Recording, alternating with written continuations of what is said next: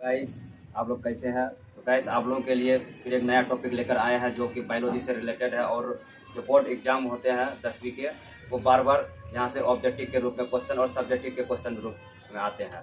तो गाइस, आज का टॉपिक है बायोलॉजी। इसका चैप्टर का नाम है हृदय।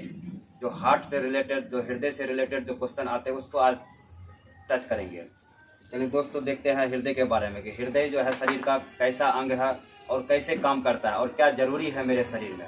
तो ये आज हृदय के बारे में चर्चा करेंगे। हृदय धड़कता है, आखिर कितनी बार धड़कता है, बच्चे में कितना धड़कता है, बुढ़ापे में कितना धड़कता है, वयस्क में कितना धड़कता है और उसका वजन कितना होता है, इसके बारे में चर्चा करते हैं दोस्तों। तो गाइस देखिए, जो हृदय होता है उसको हम एक परिसंचरण अंग भी कहते हैं, जो कि जो ब्लड होती है उसको पंप करने का काम करता है हृदय।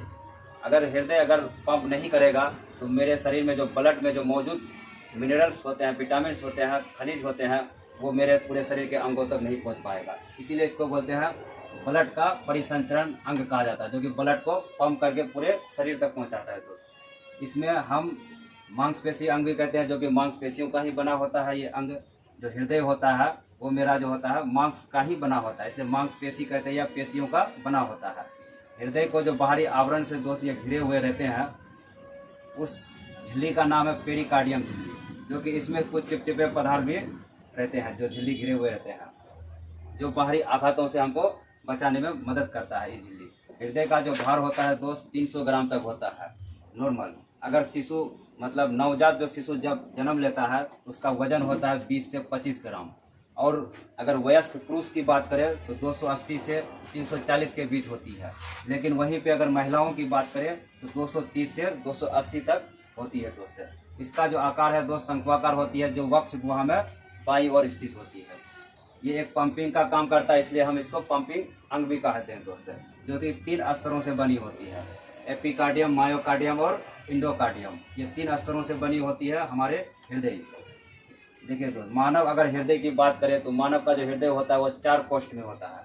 देखिए, जो ऊपर वाला कोष्ठ होता है इसको बोलते हैं अलिंद। ऊपर वाला जो दोनों कोष्ठ होता है इसको अलिंद बोलते हैं, और नीचे वाला जो कोष्ठ होता है उसको बोलते हैं निलय बोलते हैं। अगर ये दाएं तरफ अगर स्थित है तो इसलिए दायां अलिंद कहलाएगा। अगर ये बाएं तरफ स्थित है तो दाएं तरफ स्थित है तो दायां निलय कहलाएगा, क्योंकि ये नीचे वाला पार्ट है इसलिए इसको निलय कहेंगे। अगर बात करेंगे ऊपर में स्थित है तो इसको अलिंद बोलेंगे। तो कौन सा अलिंद? बायां अलिंद, जो कि बाएं साइड में स्थित है। अगर ये नीचे साइड में स्थित है, नीचे में है तो निलय कहेंगे। लेकिन कौन सा साइड है? बायां, इसलिए बायां निलय।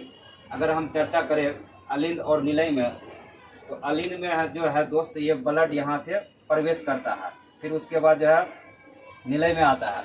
निलय के बाद फिर वो चले जाता है दोस्त फेफड़ा में चले जाता है। फेफड़ा में ब्लड शुद्ध होने के लिए चले जाता है। फिर शुद्ध होकर के ब्लड दोस्त कहाँ चले आता है? बायां अलिंद में चले आता है। जो बायां अलिंद में आने के पास ये 2 बल्ब होते हैं, जो कि ब्लड को नीचे आने तो देता है लेकिन ऊपर जाने नहीं देगा, जो कि ऊपर अगर जाएगा तो वो खतरा हो सकता है, इसीलिए यहाँ पे 2 बल्ब लगे होते हैं। फिर यहाँ से जो ये मेरा वाला पार्ट है जिसको बोलते हैं बायां निलय, ये बहुत ही मजबूत होता है और चौड़ा होता है, जो कि पंप करने का काम यही वाला हिस्सा करता है। जो बायां निलय होती है, हृदय का जो पार्ट होती है, ब्लड को पंप करने का काम कौन करता है दोस्त? बायां निलय करता है, और सबसे मजबूत भी होता है और सबसे चौड़ा भी होता है। तो अगर ब्लड बाहर से जो प्रवेश करती है, ब्लड जो प्रवेश करती है इसको बोलते हैं महाशिरा, जो कि अशुद्ध रक्त होता है यहाँ पे। फिर बायां अलिंद के पास प्रवेश करने के बाद त्रिकपाट यहाँ पे बल्ब होता है। फिर यहाँ से ब्लड नीचे जाता है तो कहाँ जाता है? फुफ्फुस धमनी होता हुआ फेफड़ा में जाता है। फेफड़ा शुद्ध करने के बाद कहाँ आता है? बायां अलिंद में आता है। फिर यहाँ से ब्लड कहाँ जाता है? बायां निलय में। फिर लास्ट में बायां निलय क्या करता है? पंप करता है। पंप करने के बाद पूरे शरीर में प्रवेश करता है। तो ऑब्जेक्टिव यहाँ से आता है कि ब्लड जो है पूरे शरीर में किसके द्वारा जाता है? तो महाधमनी के द्वारा। महाधमनी के द्वारा शरीर में फैल जाता है दोस्त, ठीक है। तो नेक्स्ट देखते हैं दोस्त कि अब किस किस जानवरों में कितना कोष्ठ पाया जाता है हृदय में। मानव में तो देखें कि 4 कोष्ठ पाया जाता है, लेकिन अगर बात करें मछलियों में तो मछलियों का जो हृदय होता है तो उसमें 2 कोष्ठ होता है। फिर उभयचर वाले जो जानवर होते हैं जैसे मेढक, सरीसृप में हो गया, जैसे फिर सांप हो गया, केचुआ हो गया, और छिपकली हो गया। इस सब जानवर में कितना कॉस्ट होता है? 3 कॉस्ट होता है दोस्त। यहाँ से भी ऑब्जेक्टिव आता है। और अगर बात करें मगरमच्छ की और घड़ियाल की, तो यहाँ पे दोस्त 4 कॉस्ट पाया जाता है इन दोनों जानवरों में। अगर स्तनधारी और जो पक्षी का जो कोष्ठ, हृदय का जो कोष्ठ होता है, उसका भी 4 पाया जाता है। स्तनधारी में जैसे मनुष्य हो गया, जानवर हो गया, और पक्षी जो होती है, इनमें से भी क्या पाया जाता है दोस्त? 4 कोष्ठ पाया जाता है। अगर सबसे ज्यादा अगर कोष्ठ पाया जाता है तो वो जीव का नाम है कॉकरोच, जिसमें कि 13 कोष्ठ पाया जाता है हृदय का। देखिए दोस्त, 1 मिनट में जो हृदय धड़कता है वो 72 बार धड़कता है, जबकि जो बचपना अवस्था होती है, शिशु अवस्था जिसको बोलते हैं, उसमें 1 मिनट में दोस्त 150 बार धड़कता है। अगर हृदय का जो धड़कन का जो है, अगर हृदय के धड़कन की बात करें, जिसको कंट्रोल करता है, उस अंग का नाम है मेडुला ऑब्लोंगेटा, जो कि मस्तिष्क के पीछे वाले भाग में पाए जाते हैं। एक बार में हृदय का धड़कन में जो पंप होता है वो 70 ml करता है। जो बायां निलय जो पंप करने का काम करता है, वो 70 ml जो ब्लड को महाधमनी के द्वारा शरीर में पहुंचाता है। 72 बार करता है। अगर 70 गुना 72 कीजिएगा तो 5000 के समथिंग होगा। तो 5000 ml मतलब 5 लीटर के बराबर हो जाएगा, 5 से 6 लीटर। नेक्स्ट देखते हैं रक्तचाप, जो कि ब्लड प्रेशर का नाम सुने होंगे दोस्त। इसमें जो होता है, शरीर में जो रक्त होता है, जो प्रभाव होता है, प्रभाव के कारण नसों की दीवारों पर पड़ने वाले दाब को हम कहते हैं रक्तचाप, ब्लड प्रेशर कहते हैं। ब्लड प्रेशर जो है हमेशा नापे जाते हैं बाएं हाथ में सामान्यतः। लेकिन नेक्स्ट देखते हैं एक वर्ड आता है सिस्टोलिक। ये क्या होता है भाई? जब निलय के सिकुड़ने के कारण, जो निलय होता है नीचे वाला पार्ट, वो जब ऐसे सिकुड़ता है तो मतलब पंप करता है। जब पंप करेगा तो वो कहाँ जाएगा? ब्लड पूरे शरीर में फैलेगा, उसी को बोलते हैं सिस्टोलिक। अब एक होता है डायस्टोलिक। तो डायस्टोलिक क्या होता है दोस्त? देखिए, जब निलय क्या करता है? फैलता है।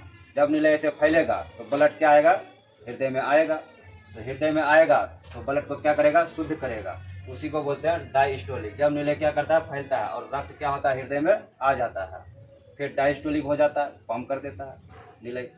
देखिए, बीपी बढ़ जाता है, उसे क्या कहते हैं? हाइपरटेंशन। अगर बीपी घट जाता है उसको बोलते हैं हाइपोटेंशन, इस बीमारी का नाम है।